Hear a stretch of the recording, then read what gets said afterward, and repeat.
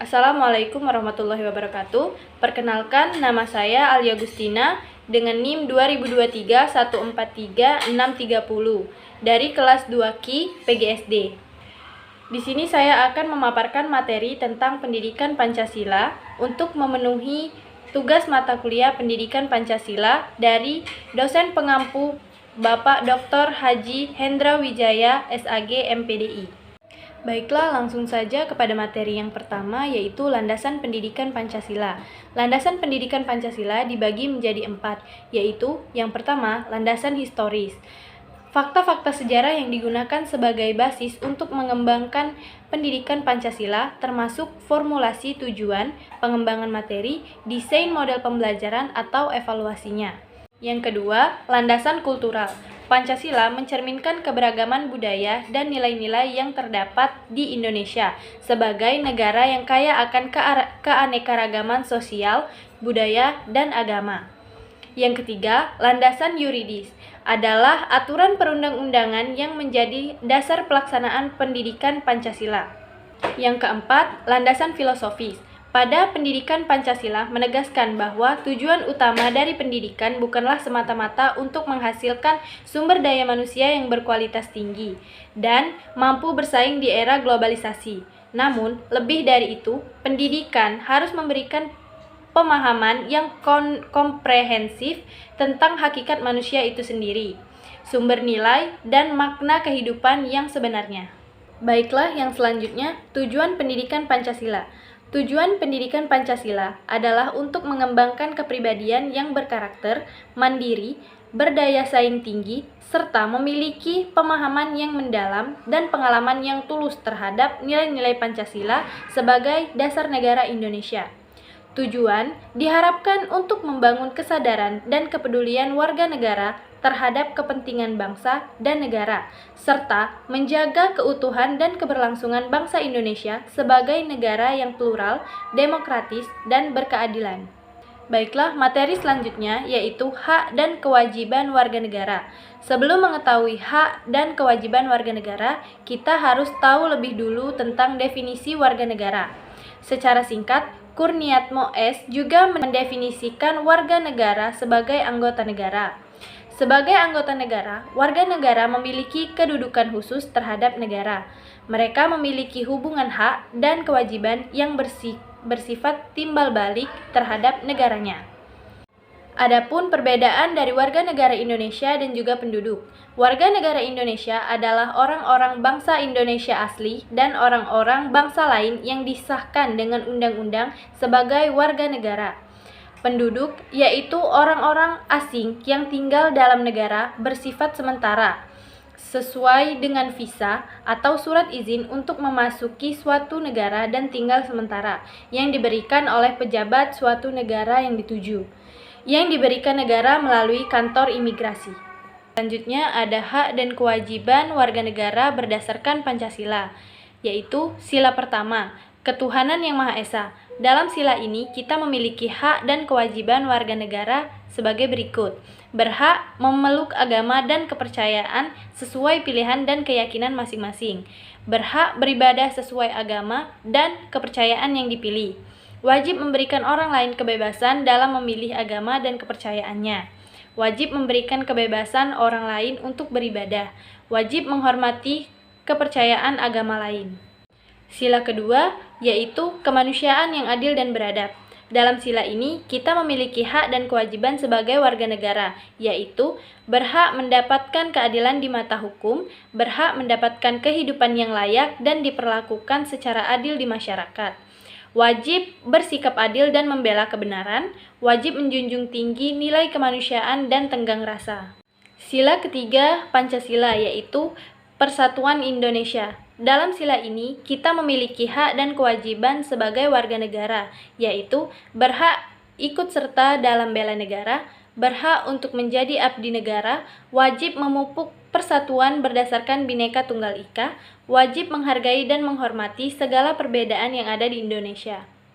Sila keempat, yaitu kerakyatan yang dipimpin oleh hikmat kebijaksanaan dalam permusyawaratan perwakilan.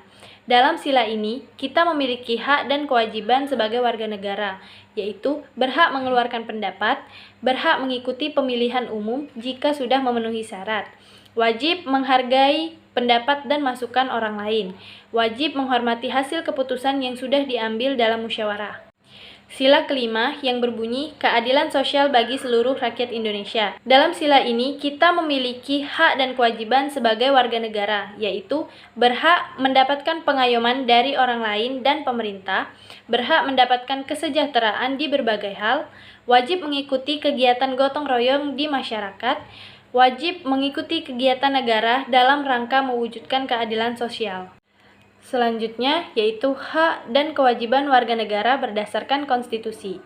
Secara umum, hak warga negara Indonesia dalam konstitusi adalah sebagai berikut: hak untuk hidup, hak untuk kemerdekaan dan keamanan fisik, hak menghargai kepribadiannya, hak untuk mendapatkan yang sama dalam hukum, hak untuk masuk dan keluar wilayah suatu negara, hak mendapatkan kebangsaan atau kewarganegaraan, hak memiliki benda dengan cara yang sah, hak untuk mengeluarkan pikiran dan perasaan, hak untuk memilih dan memeluk agama, hak untuk bebas mengeluarkan pendapat, hak untuk mengadakan rapat dan rapat, hak untuk mendapatkan jaminan sosial, hak untuk mendapatkan pekerjaan yang layak, hak untuk berdagang, hak untuk turut serta dalam gerakan kolaborasi dalam masyarakatnya masing-masing, hak untuk menikmati kesenian, hak untuk turut serta memajukan keilmuan. Adapun kewajiban warga negara Indonesia secara umum adalah sebagai berikut: menaati hukum dan pemerintah, menghormati HAM orang lain, tunduk kepada undang-undang, ikut serta dalam upaya pembelaan negara, ikut serta dalam usaha pertahanan dan keamanan. Selanjutnya, hak warga negara menurut Undang-Undang Dasar 1945. Hak atas pekerjaan dan penghidupan yang layak, hak untuk hidup dan mempertahankan hidupnya, hak membentuk keluarga dan melanjutkan keturunan melalui perkawinan, hak mendapatkan pendidikan, ilmu pengetahuan, dan teknologi, seni, dan budaya demi meningkatkan kualitas hidupnya, dan demi kesejahteraan hidup manusia. Hak atas pengakuan, jaminan, perlindungan, dan kepastian hukum yang adil serta perlakuan yang sama di depan hukum. Adapun kewajiban warga negara menurut Undang-Undang Dasar 1945, yaitu wajib membayar pajak sebagai kontrak utama antara negara dengan warga negara dan membela tanah air, Pasal 27. Wajib membela pertahanan dan keamanan negara, Pasal 29. Wajib menghormati hak asasi orang lain dan mematuhi pembatasan yang tertuang dalam peraturan, Pasal 28J. Wajib menunjang hukum dan pemerintah. Wajib ikut serta dalam upaya pembelaan negara. Wajib tunduk kepada pembatasan yang ditetapkan dalam undang-undang untuk menjamin pengakuan serta penghormatan atas hak dan kebebasan orang lain. Berikutnya, hak dan kewajiban warga negara asing di Indonesia.